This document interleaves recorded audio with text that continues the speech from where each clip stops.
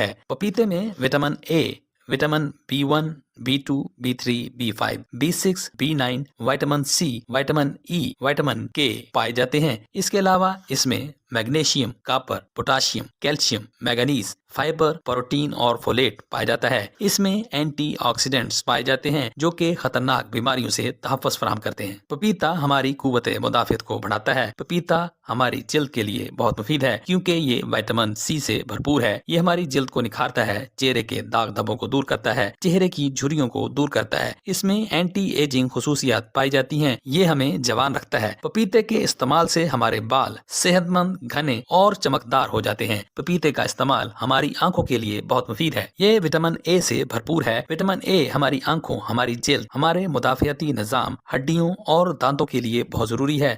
یہ جسم میں سوجن اور درد کو کم کرتا ہے، سانس کی بیماریوں سے بچاتا ہے، گلے کے جملہ